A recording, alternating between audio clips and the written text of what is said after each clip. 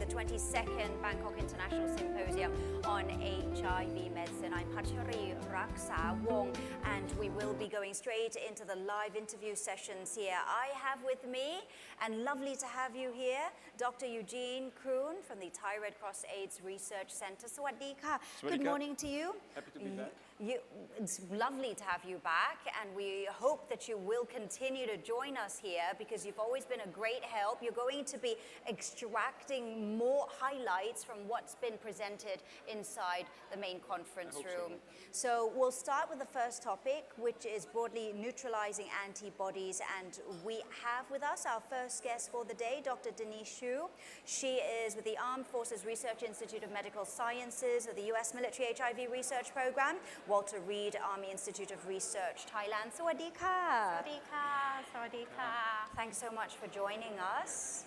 And I'm sure everybody appreciated your presentation earlier on today. Thank you. Dr. Denise, yes, we did, because it was a very comprehensive talk about broadly neutralizing antibodies. For the audience who are not familiar with broadly neutralizing antibodies, can you tell us a little bit about the concept in general?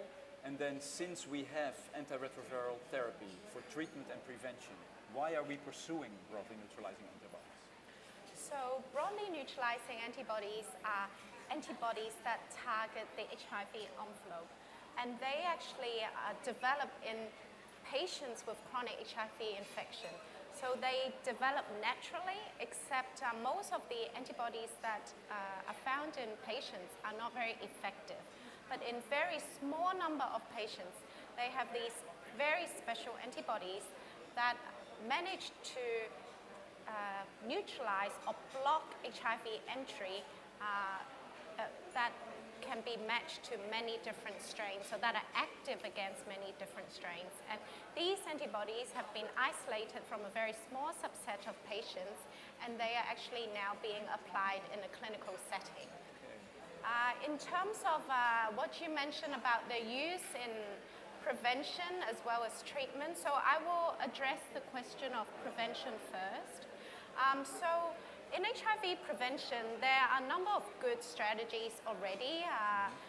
There's PrEP, which is extremely effective, but I think certainly most of the interventions thus far requires a lot of adherence, or the users have to take certain medication or use contraceptive barrier methods regularly, or they can't really stop, or if they stop, the efficacy will be lost. So it takes a lot of dedication and even pre-planning.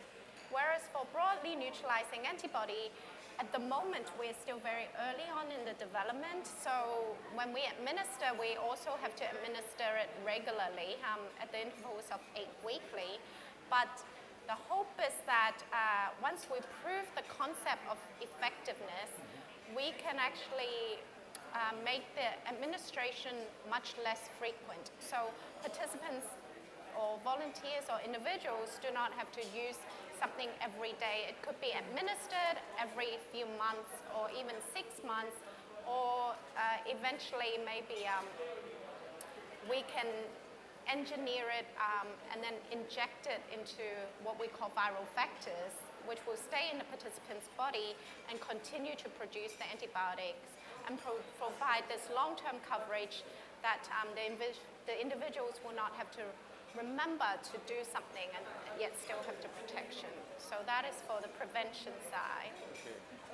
For the treatment side, as I mentioned in my talk, with antiretroviral therapy, we of course have a very good viral control. However, once we stop therapy, the virus bounces back. And that is because there are parts of the virus that we cannot get to with antiretroviral therapy, what we call latent reservoir, or they're like dormant viruses. And there are signals showing that the broadly neutralizing antibodies can target these factions that antiretrovirals cannot. So that's why there's a lot of excitement regarding this as well for treatment and remission. Then the next follow-up question, based on you speaking more or less about long-acting monoclonal antibodies, if we compare that to long-acting ART that's under development, what would the benefit of an antibody be in that context? Would there, for example, be less expected side effects? And secondly, what are barriers still to be overcome to get the broadly neutralizing antibodies to where you want them to be? I think in comparison with long-acting ART, I think different therapies will have different side effects profiles. So even though the broadly neutralizing antibodies have been very safe in clinical study, it still has only been tried in a small number of patients, whereas we have a lot more experience with antiretroviral therapy. So there may be potential adverse effects that we're not aware of yet in terms of long administrations. And then your second question, sorry, Dr. What Nishi. would still need to be overcome? Yeah. And in particular, I was thinking in your talk, you stressed that there is quite a bit of volunteers who may have lack of sensitivity to certain antibodies even before starting, which is unique for ART. ART, that only happens if people get infected with a virus from a highly exposed individual. How does that affect the development, and how does that happen? So I think the pre-existence resistance will be less of an issue in terms of prevention because in prevention the participants are not yet infected and the antibodies are on board when they first get infected. And of course at the time of infection the virus is, there's a single founder virus. So that will not be an important issue in prevention, but definitely in treatment the pre-existing resistance of the virus is important. And this is in contrast to ART because in antiretroviral therapy, the participants start antiretroviral therapy, they have never been exposed, theoretically. Whereas before the participants get administered the broadly neutralizing antibody, their virus has already been exposed to different antibodies that their body is trying to reproduce.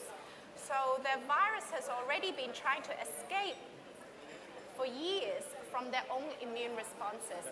And so then there may be small populations that are resistant to other broadly neutralizing antibodies as well. And that's why there's more of an issue with pre-existing resistance.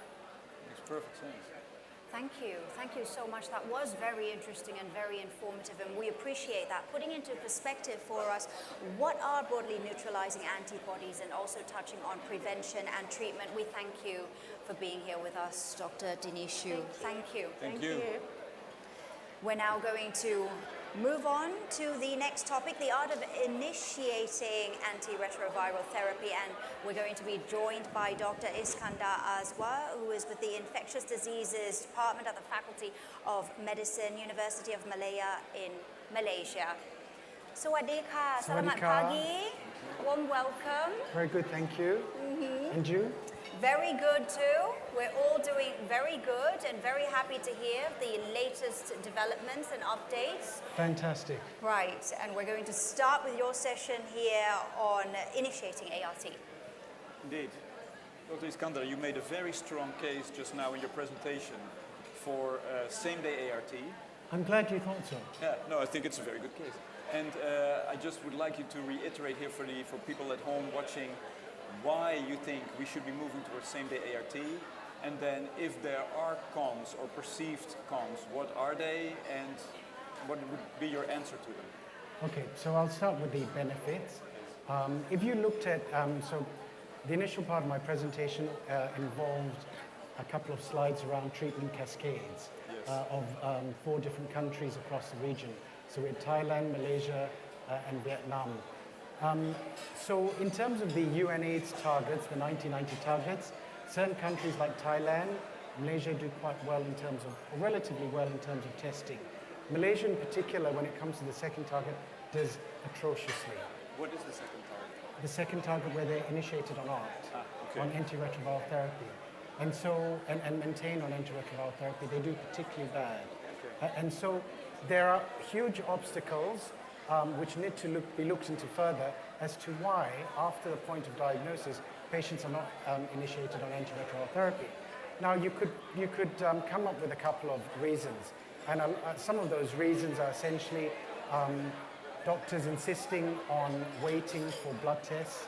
So you're referred to a treatment center, you get a confirmatory blood test, that takes some time. And then you get the first visit bloods. Yes. And then you get the multiple preparatory visits for antiretroviral counseling. Yes. So you coupled into all that, it's no wonder that by the time the patient is ready or perceived to be ready to initiate antiretroviral therapy, they've already disengaged in care. So it's really a doctor structural barrier, which is really causing patients to disengage from care, even well before they initiate antiretroviral therapy. But your question, coming back to the benefits, so the benefits of same-day antiretroviral therapy essentially is that what we have shown, or what certainly the Thai Red Cross AIDS Research Centre have shown, is that even with regimens such as TDF, FTC, and efavirenz, they're able to keep patients in care. Their viral suppression and retention in care at 12 months are excellent. Yeah, wonderful. Very good. Thank you. So if we then are moving to same-day ART, the next point you made in your presentation was that according to the latest guidelines, we should be moving to integrase-based regimens. You had some footnotes there. So do you agree that we should be moving towards integrase-based regimens? And what are any drawbacks of such a move? So WHO have made their recommendation since 2018. Okay. There was that concern around the safety signal of dolutegravir in women of childbearing potential, but with the follow-up of the Symposium cohort, and that reduced essentially the prevalence to less than what was initially thought, to 0.3%, still higher than women who conceived on non-dolutegravir regimens, but much lower than what was anticipated. I mean, integrase inhibitors, they are very tolerable regimens. They're given once daily. Dolutegravir in particular has a high genetic barrier to resistance, very few drug-drug interactions, and why not is the question, rather than what would be the concern. So, of course, there are real-world life data emerging with dolutegravir, and I also showed that in my presentation. The concern around weight gain in particular and its association with metabolic disorders, as yet, which has not been shown, but the concern around weight gain in females, particularly black females, is of concern. But still, if you ask those women who were initiated on dolutegravir, would they prefer to stay on dolutegravir despite the weight gain or go to efavirenz, they still would choose dolutegravir. So that would lead to an interesting question then. As providers, if you would have to choose your own regimen, would you choose an integrase? I still would. I still think this is, I mean, HIV treatment tends to gets released very quickly after, it tends to get licensed very quickly after generally 48 or 96 weeks. And that's important to maintain. What is important is that any safety signal that emerges as patients continue are reported from real-world life data. So as long as we have that, that is okay. Yes. Right? So I think that's important to follow up. It's certainly a signal. It's a signal that we're slightly concerned about, but I still think compared to efavirenz, dolutegravir are the preferred regimens for treatment-naive patients. Wonderful. Hands down. Okay. So. Thank you for your Thank you very time. much. Thank you so much. Now, if you did miss Dr. Azwa's presentation, you can watch it again. All presentations are made available again online. All you have to do is go to HIV-NAT's website. Thank you so much to you, Dr. Iskandar Azwa from the University of Malaya, Malaysia, at the Infectious Diseases Department, Faculty of Medicine. The last topic of discussion for our first session, the live interviews as part of the 22nd Bangkok International Symposium on HIV medicine. We focus on the art of managing HIV resistance. We are going to be bringing back a guest who joined us yesterday, Dr. Daniel Kuritzkes, Professor of Medicine at Harvard Medical School, Chief of the Division of Infectious Diseases at Brigham and Women's Hospital in the USA. Sawadee ka. Sawadee ka. Welcome back. He's perfected the Y. Andy Sawadee Karb. Dr. Kuritzkes, thank you very much for a comprehensive talk, very interesting. For the people watching who are not here today, would you mind summarizing why drug resistance is an issue in HIV infection? Drug resistance is important because if you don't fully suppress the virus, the mistakes that the virus makes each time it reproduces itself will introduce mutations that lead to resistance to the drugs that we're using to treat the patient. And so the more resistance that there is, the harder it is to achieve full suppression, the greater the likelihood that patients will have disease progression.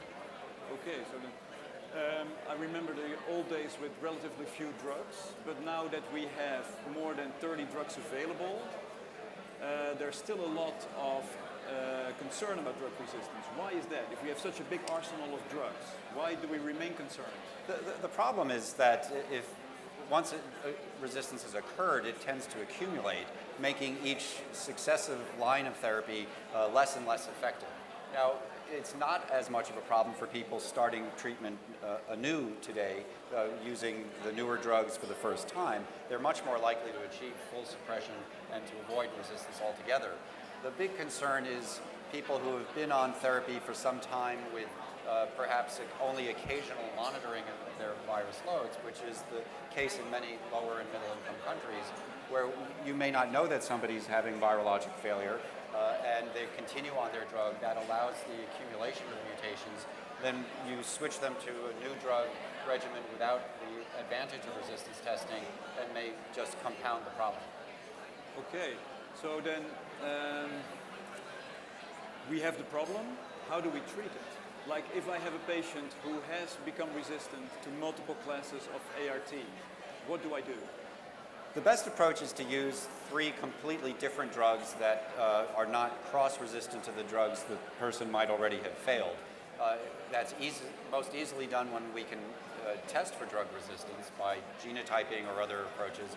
But even if you can't do the testing, we can predict reasonably well which drugs are going to still be effective in the setting of resistance and which will not, and to try and focus second and later lines of therapy on the use of those drugs as is recommended by the WHO guidelines. Oh, wonderful.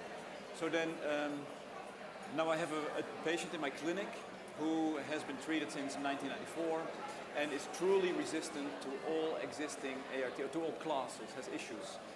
In your presentation, you mentioned some new and upcoming options for such volunteers or patients. What are they? Well, we're fortunate that drug development is continuing and new classes are being discovered. And so there are 2 new types of drugs known as entry inhibitors, one of which is an antibody, not directed against the virus, but directed against the viral receptor, CD4. And that drug, ibolizumab, was recently approved by the U.S. Food and Drug Administration for use in exactly this setting. A second drug called fostemsavir actually binds to the virus envelope and prevents the virus from attaching to the cell and is completed phase 3 clinical trials and is now pending approval. So that's also an entry inhibitor? Also an entry inhibitor. Terrific. Then last question I have is PrEP. We've heard a lot about PrEP both at this meeting and other meetings. Do you perceive PrEP as a potential hazard for drug resistance development? The issue of drug resistance and PrEP is a really challenging one. To date, we've been very fortunate that there's been very little resistance with the use of PrEP. It's almost always occurred in the context where somebody has started PrEP not realizing that they're already infected, in which case they're essentially getting inadequate 2-drug therapy. People who have failed on PrEP and become infected have almost always done so because they're not taking their drug, and so they don't get drug resistance. There is concern, though, especially as PrEP is used more widely in lower income countries where there may be pre-existing resistance to some of the components of the PrEP regimen, and only time will tell whether that's a real concern or not. So we need really good surveillance? We need very good surveillance, absolutely. That's really all the questions I have for you. Any questions on your part? Pardon? Any questions on your part? I'm good because he has a very busy day. He's got something coming up in about 3 minutes, so we are going to let you go. But thank you. It was great to hear about the 2 new drugs. Thank you once again for coming in to share with us your experience and your expertise. Dr. Daniel Kuritzkes, he's here from he's the chief of the Division of Infectious Diseases at Brigham and Women's Hospital in the USA. Now, your next plenary session, you'll be giving us an update of HIV genotypic resistance testing. I'm sure they're very eager to find out more. Thank you. Thank you so much to you. And that is going to wrap up the first live interview session. Last day now, don't miss out. Continue to watch us live as we'll take you back inside the main conference room to find out more about what's being discussed in there. And then join us once again for more live sessions later on. I'm Pachari Raksa Wong and Dr. Eugene Kroon. Sawadee ka. Sawadee ka.